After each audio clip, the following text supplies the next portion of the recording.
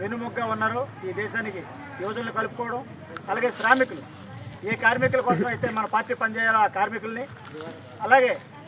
రైతులు ఈ భారతదేశానికి వెనుముఖంగా ఉన్నటువంటి రైతు లేనిదే రాజ్యం లేదంటారు. అలాగే ఈ రైతుల కోసం కూడా పనిచేయాలనే లక్ష్యంతో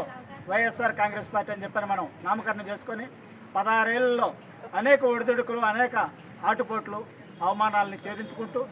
ఒకప్పుడు 67 సీట్లతో ప్రతిపక్షంలో ఉండగా తర్వాత 151 సీట్లతో అధికారం చేపట్టి రాష్ట్ర ప్రజలకు ఎంతో మేలు చేసినటువంటి సంగతి రాష్ట్ర ప్రజలందరూ కూడా చిరస్థాయిగా గుర్తుంచుకుంటారు. తర్వాత వచ్చినటువంటి ఎన్నికల్లో ఒక కుట్రకోణంలో జరిగినటువంటి మోసపూరితమైన ఎన్నికల్లో ఈవీఎంల ద్వారా మేనేజ్ చేసుకొని కేవలం 11 సీట్లకే మనల్ని పరిమితం చేసి అధికారానికి దూరం చేసినప్పటికీ కూడా రాష్ట్ర ప్రజలందరూ కూడా వాస్తవాన్ని గ్రహించి మళ్ళీ ఎప్పుడు ఎన్నికలు వస్తాయా వైఎస్ఆర్ కాంగ్రెస్ పార్టీని అధికారంలోకి తీసుకొచ్చి మళ్ళీ ఆ యొక్క సంక్షేమ ఫలాలను అందుకోవాలని చెప్పని ఈ కూటమిని ఇంటికి పంపించాలని చెప్పని ఎదురు చూస్తున్న సంగతి మనం డివిజన్లో ఎక్కడికి వెళ్ళినా, నియోజకవర్గంలో ఎక్కడికి వెళ్ళినా, రాష్ట్రంలో ఎక్కడికి వెళ్ళినా సరే మీరందరూ కూడా తెలుసుకుంటూ ఉన్నారు మీడియా మాధ్యమాల ద్వారా. ఖచ్చితంగా రాబోయే ఎన్నికల్లో 2.0 వైఎస్ఆర్ కాంగ్రెస్ పార్టీ జగన్మోహన్ రెడ్డి గారి నాయకత్వంలో అధికారం చేపడుతుంది. ఏ పార్టీని నమ్ముకొని అయితే కార్యకర్తలు జగన్మోహన్ రెడ్డి గారికి అండగా ఉంటూ